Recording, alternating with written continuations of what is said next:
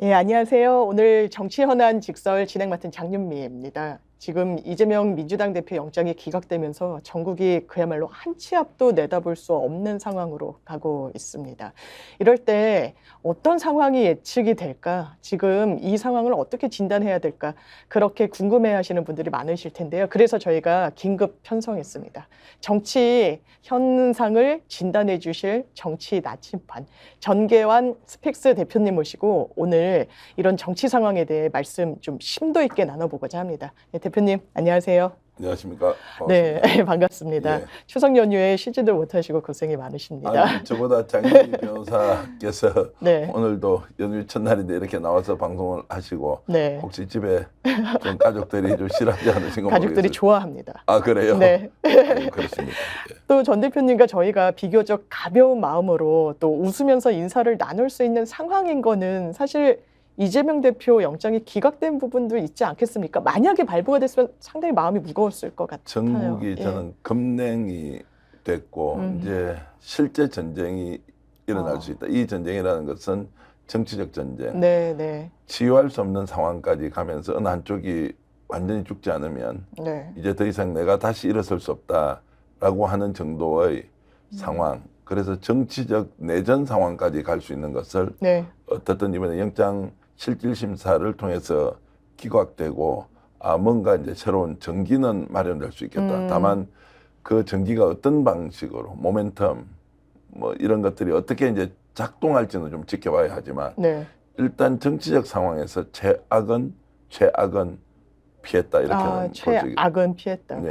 제가 오늘 또 방송을 준비하면서 그리고 이 긴급 편성을 한 이유는 정계현 대표님이 그동안 많은 정치평론 이 말씀을 주셨고 그렇기 때문에 좀 정확한 진단을 말씀으로 저희 시청자분들께 주실 수 있다라는 생각이었는데요. 일단 제가 대표님에 대해서 평소에도 잘 알고 있었다고 생각했지만 이제 좀 더 조사를 해봤다 할까요? 이랬을 네. 때 대표님께서 어쨌든 평생 언론인으로 몸 담으셨고요. 그리고 일단 사업, 투자 그리고 여러 비즈니스에도 대단히 좀 큰 성과를 이루셨고 그게 또 접목이 돼서 스펙스라는 매체가 또 탄생하기에 이른 것 같은데 그 매체에서 좀 지향하는 부분들이 있을 것 같다는 생각이 들었고 요즘 가짜뉴스 이런 부분과 관련해서도 워낙 말이 많아서 그 부분도 저희가 시간이 허락한다면 네, 한번 좀 예. 여쭙고 싶다는 생각이 들었습니다. 네네. 그렇다면 일단 이재명 대표 얘기로 다시 돌아가세요. 일단 영장이 기각됐다라고 했을 때 어떤 생각 드셨습니까? 아, 이거 어떻게 굴러가겠구나. 어떻게 들어가겠구나.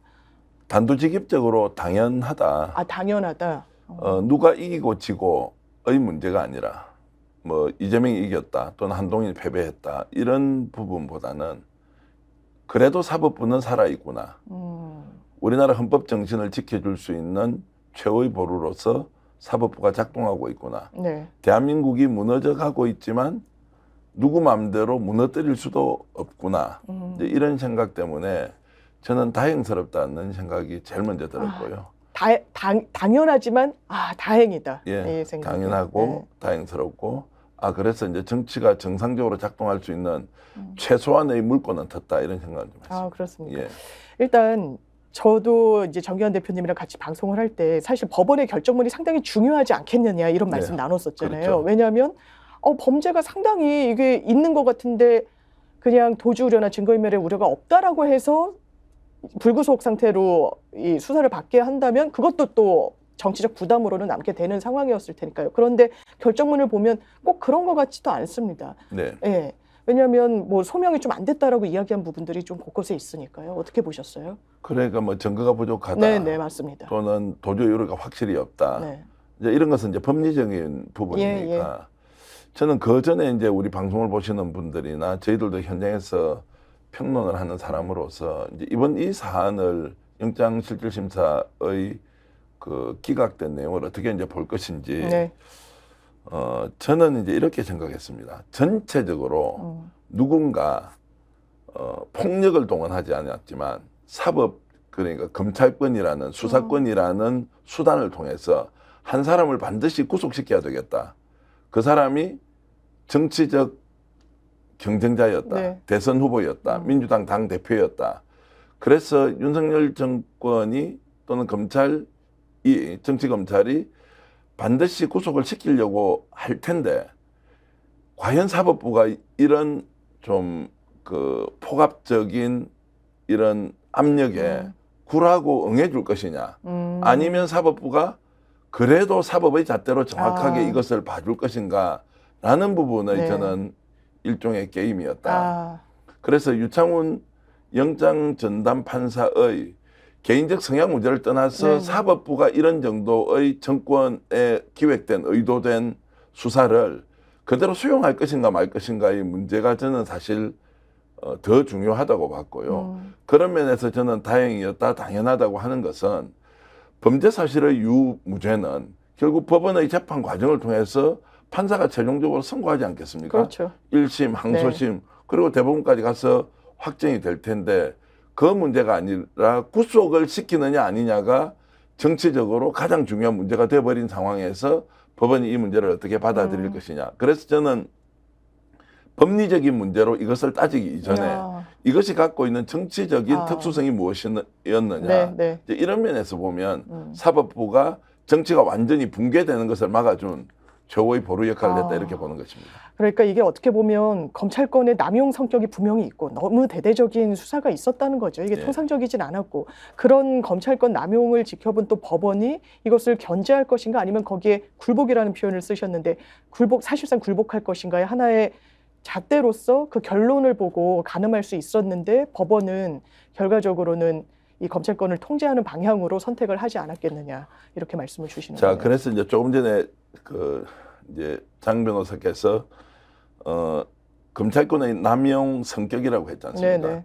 저는 이제 기자 출신으로서 제3자의 관점에서 보면 이 문제를 남용 성격이라고 규정할 수 있지만 네네. 저는 이 정도의 상황에서 우리 국민들 또는 정치에 관심을 가지고 있는 유권자들이 냉정하게 좀 판단해 봐야 한다고 봅니다. 뭐냐면 이게 남용 성격이냐 실제 남용이냐 굳이 성격이라는 말을 붙여서 어느 정도 좀 중립적 또는 균형감 있는 그 사안에 대한 설명 단어를 선택해야 할 것인가에 대해서 저는 좀 의문이 듭니다. 왜냐하면 검찰 스스로 질문을 한번 해보십시오. 자, 죄가 있는 놈은 끝까지 잡아서 처벌한다. 그렇죠. 좋습니다. 그러면 죄가 나오지 않는데 그 놈이 죄가 나올 때까지 끝까지 봐서 374번, 어떤 사람은 400번 가까운, 또 어떤 사람은 300회 이상의 압수수색을 통해서라도 죄를 만들어내야 되겠다고 하는 그것이 죄가 있으니 반드시 처벌해야 된다는 것과 죄가 나올 때까지 끝까지 파서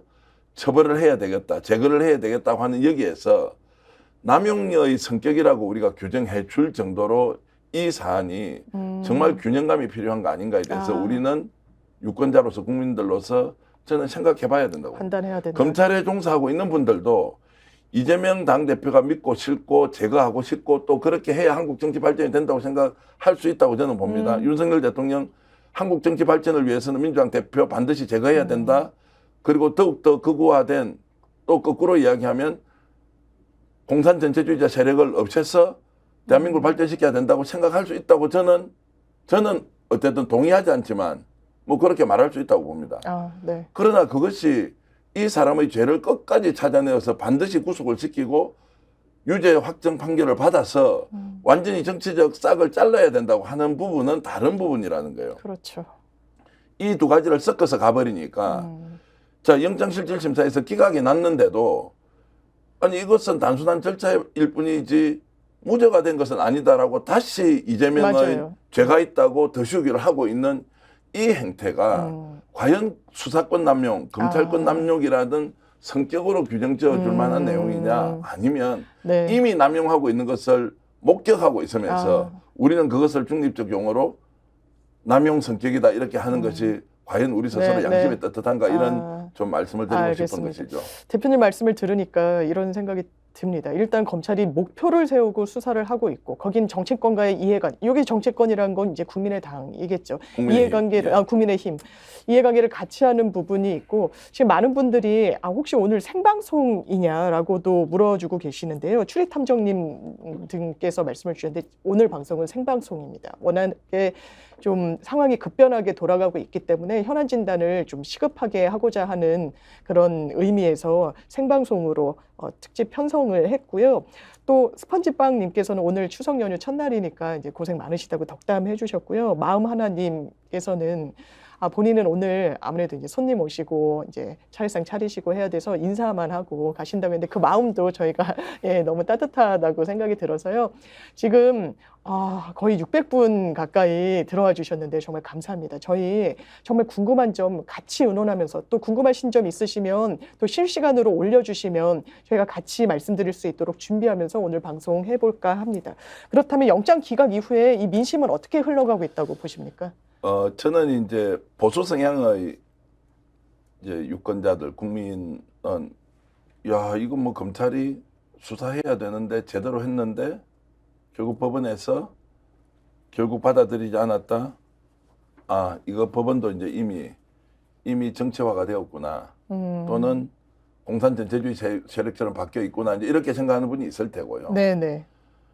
진보 진영 민주당 성향의 유권자들은 당연한 귀결이고 사법부가 어쨌든 우리의 정의를 어느 정도 지금 지켜줬다는 것이고, 저는 중요하게 봐야 될 것이 결국 정치에 좀 중도적 성향을 가진 분들이 이 사안을 어떻게 볼 것이냐. 어떻게 보실까요? 뭐 이렇게 보지 않겠습니까? 뭐 엄청나게 죄를 많이 지었다더만 구속도 되지 않네. 그러면 이분들의 정서적 판단이 이럴 겁니다. 유무죄 문제가 아니라 구속과 우리는 불구속이라는 것이 국민 정서상 구속되면 죄가 확실히 있는 거고, 불구속되면 뭔가 억울한 게 있는데 어쨌든 재판 받아봐야 된다는 것.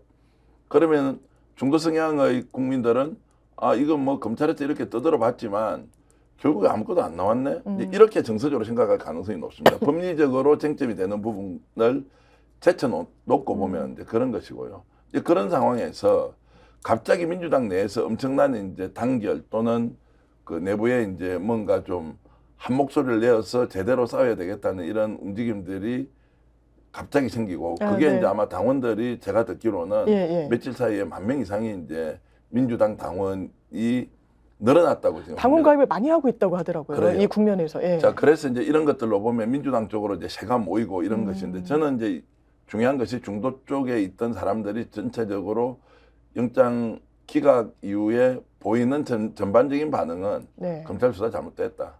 그래서 이재명 구속 안 될 정도의 수준이지, 이거 뭔가 검찰이 과도한 검찰권 행사를 했고 수사권 남용을 했고 그래서 거기에 대해서 사법부가 제동을 걸었다라고 이제 평가한다, 이렇게 봅니다. 아니 지금 댓글들 올려주시는 내용 보면요, 이 국면에서 되게 돌출적인 인물이 하나가 등장을 하죠. 한동훈 장관입니다. 그래서 이제 보수에서는 사법부가 정치적 판단을 했다라고 비판하는 목소리가 나올 것이고 나오고 있다라고 진단해 주셨는데, 또 한편으로는 보수에서도 실망스럽다, 이거 수사 제대로 한 거 맞느냐, 오히려 반대 입장에서요. 그리고 한동훈 장관 이렇게 큰 소리 치더니 이 끝이 뭐냐라고 이야기할 수도 있을 것 같은데, 지금 김성재 님도 이거 탄핵해야 될 사안 아니냐고 말씀 주고 계시고요. 연옥김 님도 한동훈 탄핵, 이 민주당의 어떤 주장이라고 일각에서는 뭐 나오고 있다라고 하는데 힘을 실어줘야 된다는 취지로 말씀 주고 계십니다. 어떻게 생각하세요, 한동훈 장관?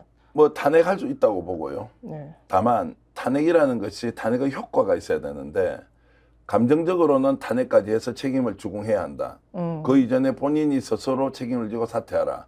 또는 대통령이 직접 한동훈 장관의 이번 과도한 이제 행동에 대해서 해임을 하라까지는 이제 뭐 집권 여당이나 대통령이 할 일인데, 네. 탄핵을 하는 문제는 하나 더 생각할 것이 있다는 겁니다. 탄핵을 하자고 주장은 할 수 있으나 탄핵을 하게 되면 어떤 문제가 생깁니까?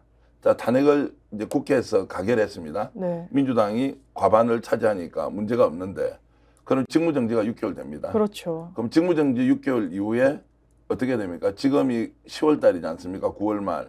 그 6개월 지나면 어떻게 됩니까? 총선 임박해서 자, 헌법재판소에서 탄핵 여부를 결정하게 되는데, 그때 그러면 탄핵은 이미 정치적 사안으로 가결이 되면, 이제 인용이 되면 뭐 자동 해임이 되는 것인데, 인용이 되지 않았을 경우에는 한동훈 장관이 다시 살아오는 상황이 올 것 아닙니까? 그렇죠. 그러면 한동훈 장관이 지금 현재 탄핵감이라고 주장할 수 있는 것과 실제로 탄핵의 사유에 해당하는 네. 위법적 행위가 명확한지 아닌지에 대한 법리적 판단을 먼저 하고, 최종 정치적 선택은 민주당 국회의원들이 하겠지만 네.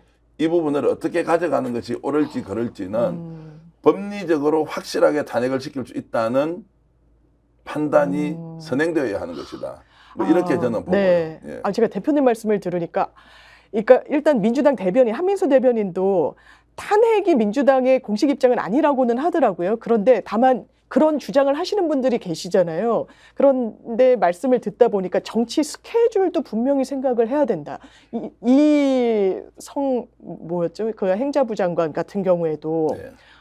탄핵 사유에는 해당하지 않는다라고 해서 이상민 장관. 예. 오히려 좀 수세에 몰리게 된 측면이 예. 있었고, 그리고 지금 총선이라는 정말 큰 정치적 이벤트 아니겠습니까? 정말 네네. 어떻게 보면 정권에 대한 중간 심판도 필요하고, 이 민주당의 어떤 사활이 걸린 상황에서 6개월 직무 정지가 된 이후에 마침 기각이 돼서 다시 정치 전면에 나섰을 때 그 리스크도 헤아려야 된다라는 점, 상당히 좀 디테일하고 좀 정치한 그래서 이제 저는 부분이 이제 있네요. 책임을 물어야 하는 것은 당연하다. 법적 책임도 있고, 예. 그다음에 정치적 책임도 있고, 도의적 책임도 있고, 여러 가지 책임들이 있지 않습니까? 네네. 그리고 국무위원으로서의 책임, 또는 검찰 전체를 총괄하는 법무부 장관으로서의 책임, 뭐 이런 게 있을 수 있는데요.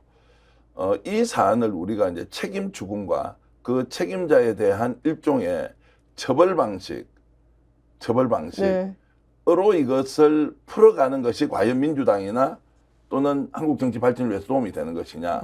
이번에 우리가 적나라하게 목격하고 있지 않습니까? 진짜 목도하고 있지 않습니까? 그렇죠. 자, 검찰권이 이렇게 남용되는 검찰 문제가 과연 민주당이 지금 야당이기 때문에 생긴 문제냐.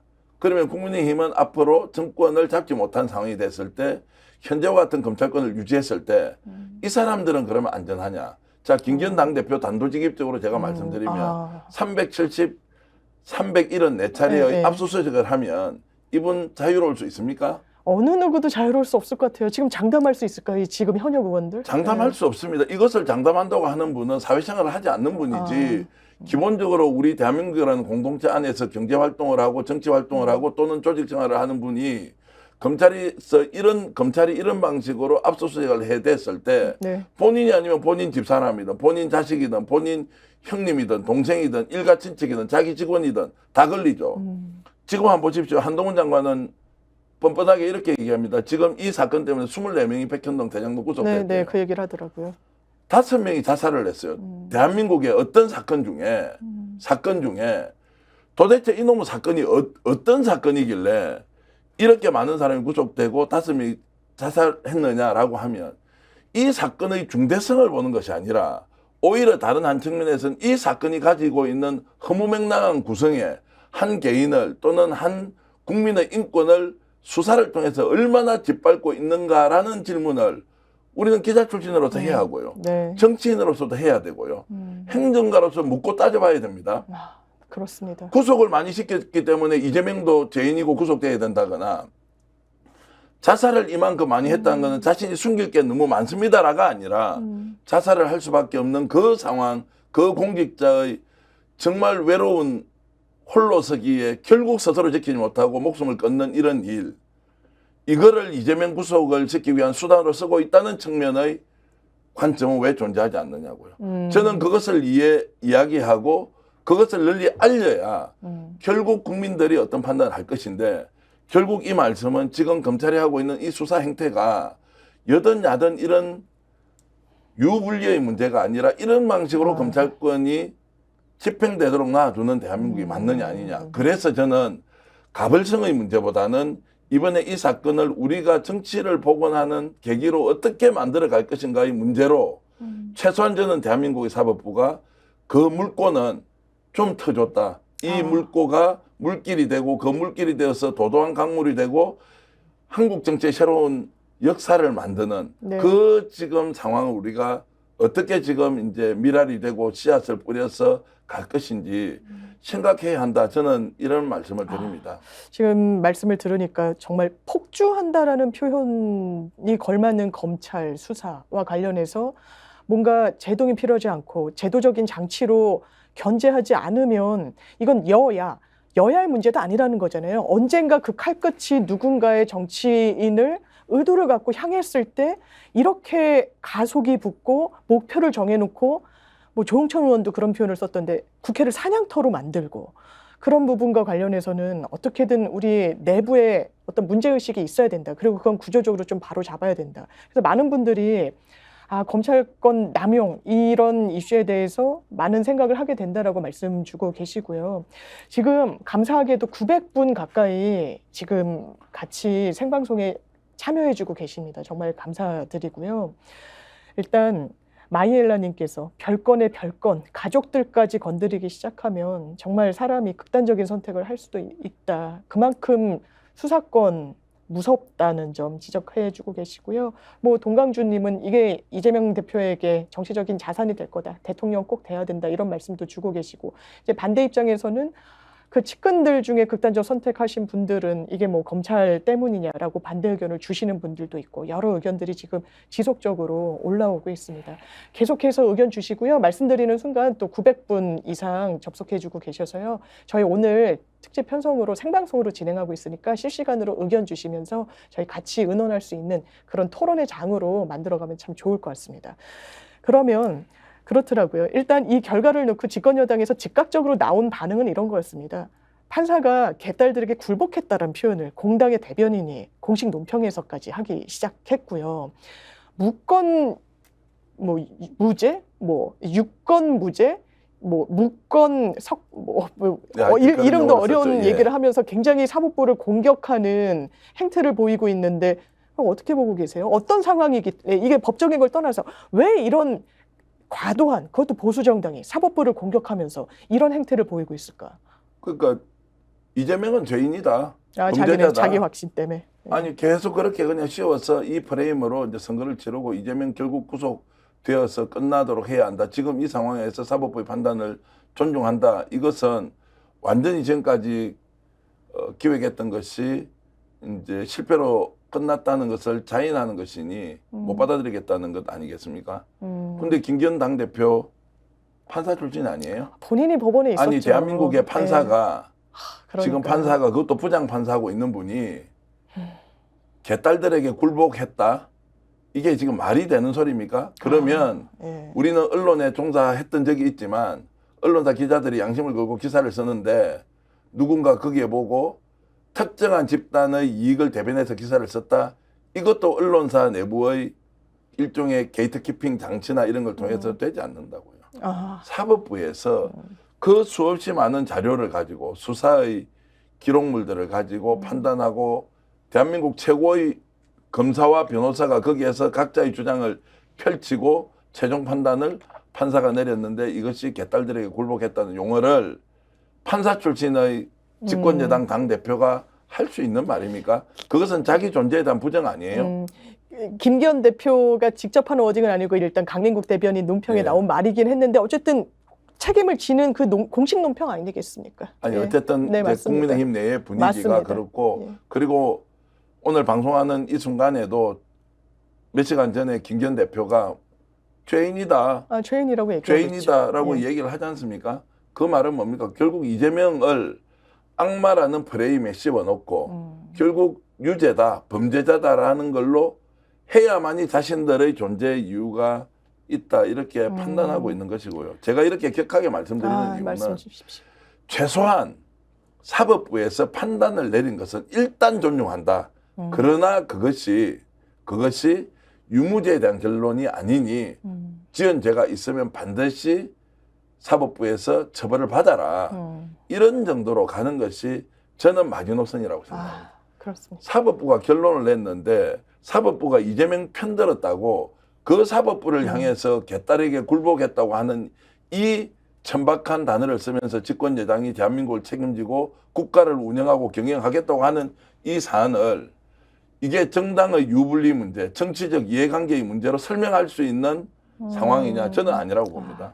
그러니까 님의 침묵님도 이런 의견 주고 계셔요. 악마화 시키고 있는데 악마화 시켜도 이제는 믿지 않는 국민이 더 많을 거다. 이렇게 이야기를 해주고 계시고요. 또 무건 유죄, 이게 공당에서 나올 수 있는 말이냐라는 말씀들 주고 계십니다. 진짜 많은 분들이 또 공분하는, 왜냐하면 법원은 어떤 판단이든 내릴 수는 있습니다. 그런데 그 판단에 수긍하는 게 민주주의의 기본 중에 기본이에요. 근데 보수 정당에서 판사를 정치 영역으로 끌어들여서 공격하고 폄훼하고 사실 조롱 섞인 언사를 한다. 이건 사실 용납하기 어렵고 이 말인즉슨 굉장히 수세에 몰렸구나 이런 인상을 더 준다라는 생각도 또 듭니다. 그래서 제가 좀 심하게 이야기하면 이것은 정상적인 논평이 아니라 자칫 잘못 보면 발악처럼 보일 수 있어요. 이 상황을 받아들이고 이것을 어떻게 내가 해석해서 다음 총선에서 또는 국민의힘이 보수정당으로서 또는 윤석열 정부가 국정 운영을 할 때 어떻게 선한 에너지로 미래지향적인 수단으로 또는 국가 발전을 위한 밑거름으로 쓸 것인가로 최소한은 생각해야 된다는 거예요. 눈앞에 보이는 정치적 이해관계 때문에 이렇게 저렇게 논평을 과도하게 할 수 있지만 최소한으로 그 밑바닥에 깔려 있는 것은 집권 여당, 그다음에 국정 운영의 책임, 그리고 국가 발전 이런 것들을 전제하고 있으면 이런 논평 나올 수 없다고 봅니다. 맞습니다. 지금 말씀 나누는 중에 동시에 접속해서 같이 토론에 참여해주고 계시는 분들 1,100명, 1,100분 넘으셨고요. 소타임님께서는 아까 저희가 나눴던 주제인 한동훈 탄핵과 관련해서는 이 섣불리 하게 되면은 오히려 더 빌미만 주게 될 수 있다라는 의견 올려주셨고요.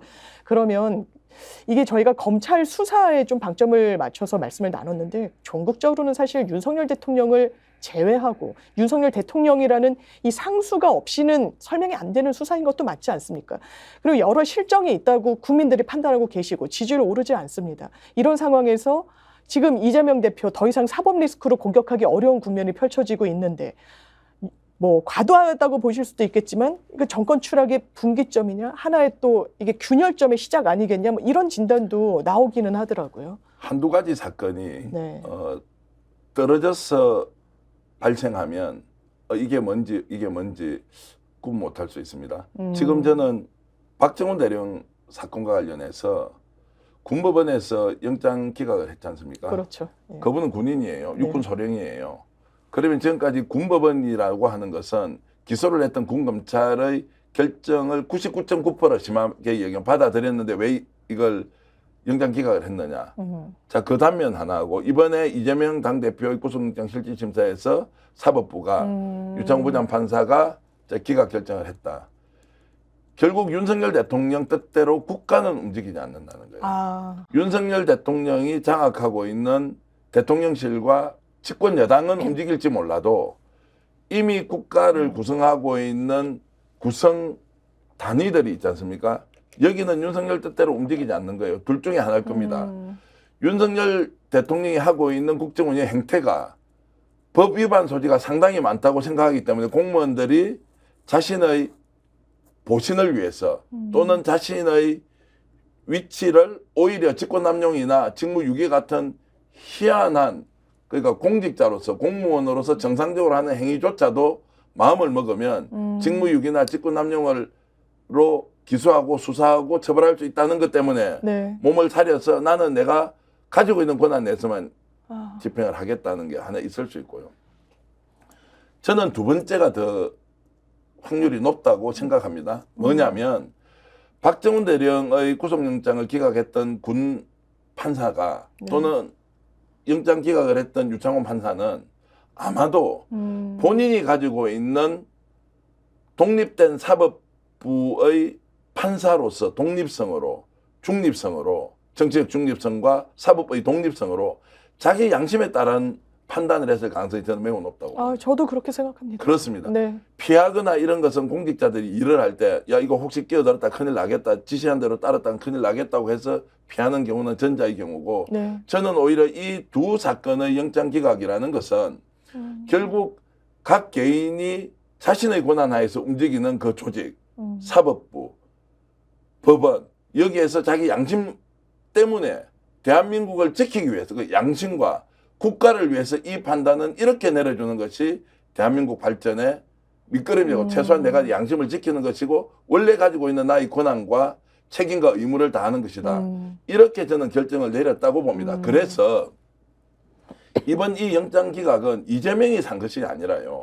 대한민국 사법부가 국가를 여전히 지탱하고 유지하게 해준 결정을 내렸다고 저는 보고요. 이런 것들이 아마 앞으로 각 국가기관에서 동시에 일어날 수 있습니다. 감사원이 과거에 어떤 거였습니까?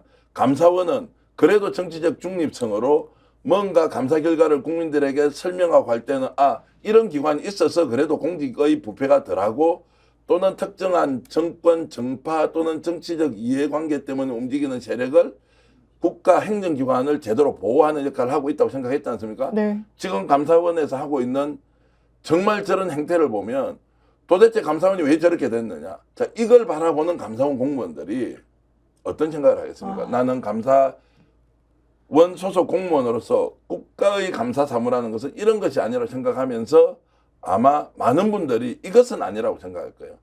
국토부 마찬가지입니다. 원희룡 장관이 양평 게이트를 정말 말이 안 되는 수준으로 고속도로 종점을 변경해놓고 이것을 억지 논리로 끼워 맞추고 있으면서 설명을 못하지 않습니까?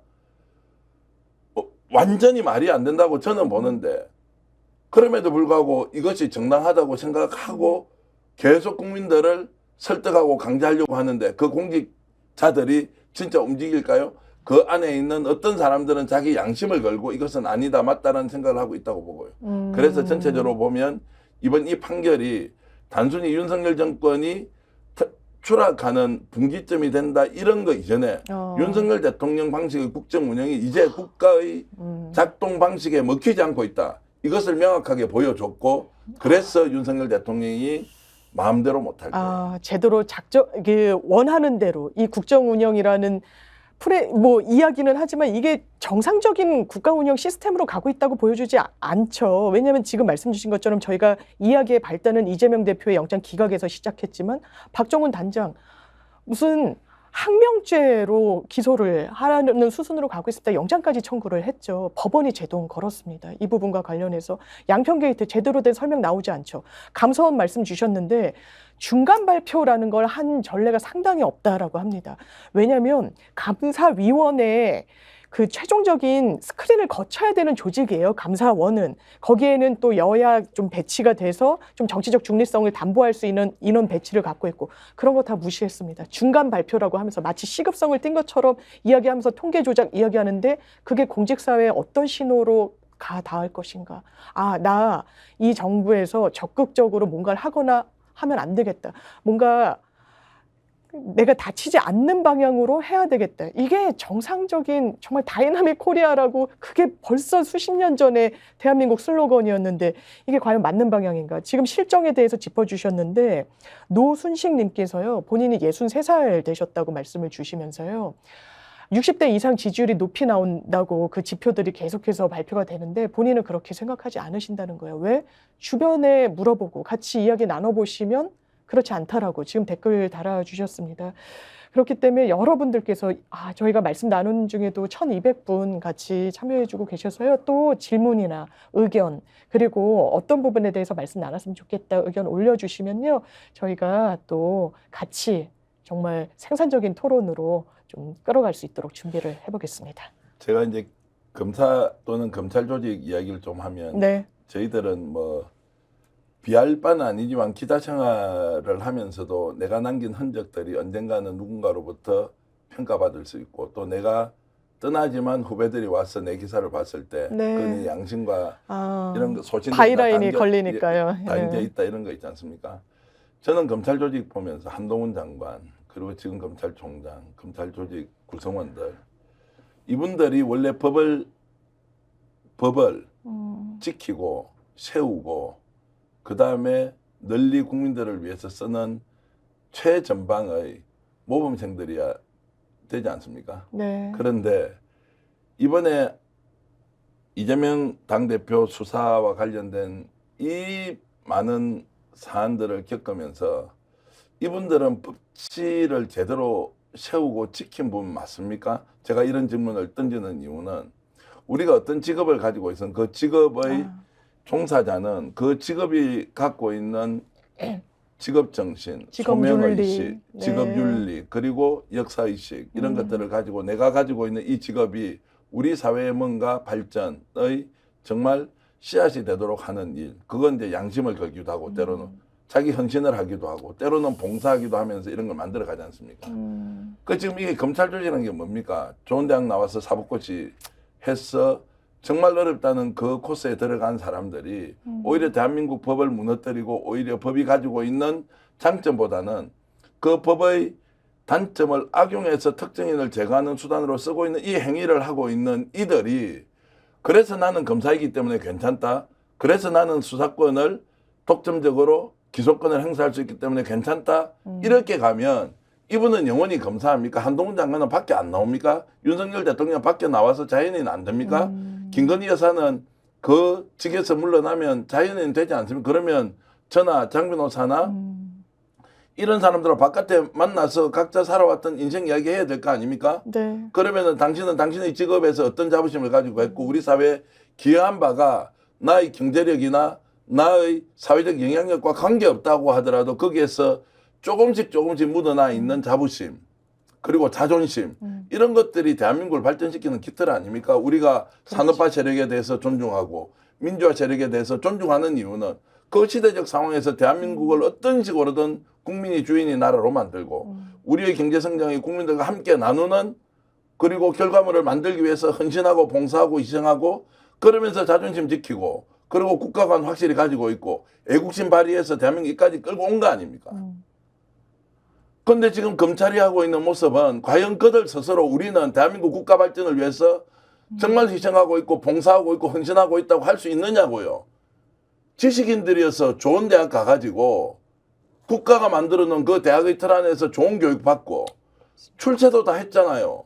이런 사람들이 나와가지고 국민들을 위해서 봉사하고 헌신하고 이런 걸 안 하고 어떤 놈 죽여보겠다고 다 나서가지고 집단 린치를 가하는데 그 수단을 쓰는 것이 검찰권이다, 기소권이다, 수사권이다 이렇게 가는 나라를 만드는 것이 어떻게 이분들에게는 도움이 되냐고요. 제가 거꾸로 계속 여쭤보는 것이 대통령이 한동훈 장관이 정치를 이렇게 해서 어떻게 본인에게 도움이 되냐고. 뭐 나라는 둘째 치더라도 나라는 둘째 치더라도 이게 진짜 본인에게는 도움이 됩니까? 개인으로서 법무부 장관으로서 대통령으로서 또는 윤석열 대통령이 개인으로서 도움이 되냐고요. 왜 이러십니까? 이런 말씀을 제가 드리는 저는 겁니다. 정말 본질적인 부분을 짚어주셨다는 생각이 드는 게요. 각 위치에 있는 개인들이 본인에게 주어진 업무, 본업, 직업 윤리에 기반해서 소명의식을 갖고 정말 충실하게 수행하는 게 대한민국을 지탱하는 겁니다. 그래서 공직자 중요하고요. 한동훈 장관 공직자이죠. 정치적 중립성을 견지해야 된다고 국가공무원법에 돼 있습니다. 그런 본인에게 부여된 어떤 의무 저버리고 있죠. 윤석열 대통령 어떻습니까? 지금 계속 의견 올려주시는 분들 보면요. 실망스럽다는 의견이 태반입니다. 아까 60대 분 말씀을 전해드렸더니요. 다른 분께서 나는 70대인데 내 주변도 그렇다고 말씀 주고 계세요. 그렇다면 이렇게 정말 이 개개인들이 충실하게 하고 있느냐. 검찰 자문자답했을 때 정말 검찰이 대한민국을 위해서 해야 되는 그런 수사하고 있다고 이야기할 수 있느냐. 여기에 수백 명의 수사관이 투입되면요. 다른 정말 민생 사기 피해자들 전세 사기 제대로 못하잖아요. 이 정부. 그 피해 구제는 제대로 하고 있습니까? 공백이 생길 수밖에 없는 건데 여기에 대해서 말씀들 많이 주고 계시고요. 저희 말씀 나누는 순간 이제 1,200분 같이 접속해 주고 계시는데 청가천님께서 이거 생방 맞냐고 말씀 주신데 생방 맞습니다. 왜냐면 슈퍼맨께서 이건 녹화 방송인 듯하다고 말씀 주셨는데요. 저희 상황인 만큼 생방송으로 여러분 지금 만나 뵙고 있습니다.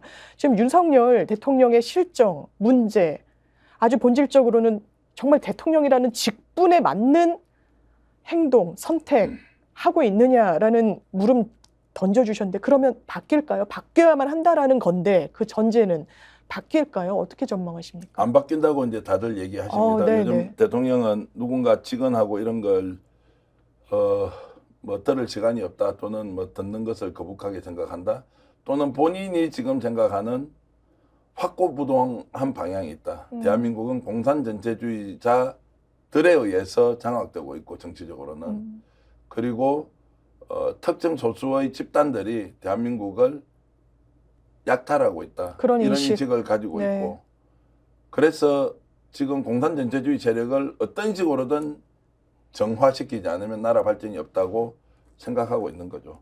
뭐 시청하시는 여러분들은 어떻게 보십니까? 대통령의 이런 인식에 대해서. 한번 의견 올려줘 보십시오. 대통령이 뭐 민주당, 뭐 국민에 대해서는 1+1을 정말 뭐 2라고도 얘기하지 않는 세력이라고 뭐 후쿠시마 오염수 국면에서는 이렇게 비판하기도 했었고요. 그리고 여러분께서 의견 주고 계시는데 이제 실망스럽다 이렇게 말씀 주고 계시면서 그래도 한 줄기 빛이 들어온다고 당근님께서 참 답답한 국면인데 이 방송 보시면서 아마 주시는 의견 같으세요. 대통령 바뀔까요? 이런 인식이 너무 뿌리 깊게 자리 잡고 있다. 자, 이 말씀 그래서 저는 주시는 한번 거죠. 보겠습니다. 예. 대통령이 안 바뀌어서 나라가 이런 방향으로 가지 않습니까? 국론분열은 뭐 둘째치고요. 정치가 정상적으로 작동하지 않아요. 네. 경제 문제도 누군가가 나서서 적극적으로 해결하지도 않고, 그리고 우리 사회 각 구성원들이 이제 약육강식 또는 각자 도생의 길로 들어서서 우리보다 좀 더 어렵고 힘들고 고통스러운 사람들에 대해서 우리가 책임감 있게 뭘 좀 하자, 어떻게 하자, 이런 거 마음에 안 챙깁니다. 왜냐하면 마음이 너무 가난해져 있습니다. 이게 정치가요, 국민들을 너무 많이 찢어놔가지고요, 내가 좀 나서서 희생하겠다, 봉사하겠다 이러면 혹시 이게 범법이 되는 거 아니냐 겁먹는 거예요. 검찰이 너무 많이 나서가 수사권을 이렇게 남용하면서 비사실 공부를 계속 하잖아요. 그러면은 움직이기 싫은 거죠. 뭘 하기 싫은 거죠. 괜히 나섰다고 손해보는데 왜 하느냐. 이런 것들이 우리 사회에 만연해 있습니다. 공무원 조직 움직이지 않습니다. 물어보십시오. 중앙정부든 지방정부든 움직이지 않습니다. 최근에 제가 자치단체장 한 분을 만났는데요. 네, 네. 자, 자치단체장이 이런 이야기를 합니다. 지금은 자신이 고유하게 유권자들부터 주권자들부터 위임받은 권한을 행사하려고 해도 겁이 나서 못하겠다는 거예요. 적극적인 행정을 못하겠다는 거예요. 왜냐하면 이게 죄가 될지 안 될지 경계선에 있는 일이 얼마나 많겠어요.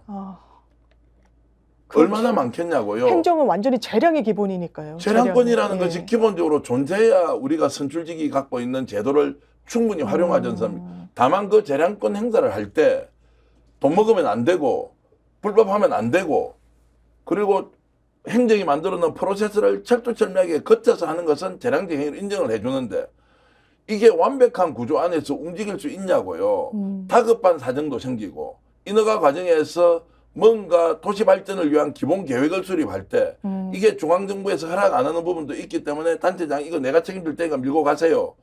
청렴하게 하면 되지 않습니까? 도덕적으로 하면 되지 않습니까? 윤리적으로 문제 없으면 되는데 그 행위를 안 하니까 특정 광역단체단체 이름은 거론하지 않겠습니다만 네. 시청과 구청이 업무 협조를 아예 안 해요. 서로 안 해요. 야, 이거 누구 책임이야? 탈날까봐. 탈날까봐.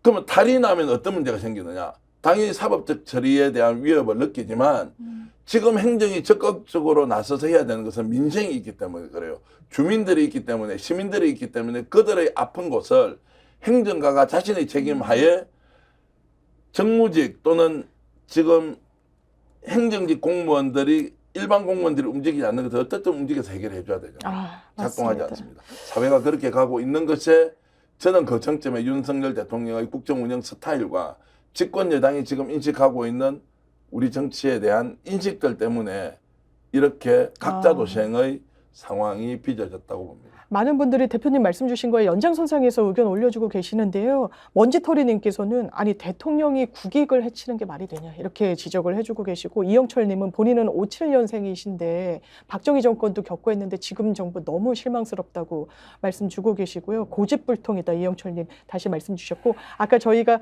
이거 녹화방송이라고 말씀 주셨던 슈퍼맨님께서 죄송하다고 말씀 또 올려주셨는데 괜찮습니다. 함께 하면 저희 또한 영광입니다.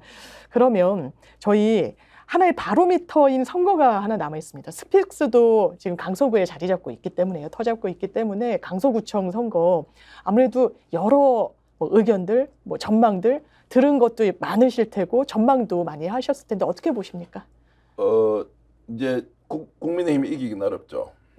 어렵다. 그렇게 보고요. 예. 이제 뭐 얼마나 이제 차이가 나느냐의 문제인 것 같은데, 이재명 이제 당대표 영장 기각이 되면서 이번에 강서구청장 보궐선거는 결국 지역구의 구청장 선거가 아니라 이제 전국 선거가 됐습니다.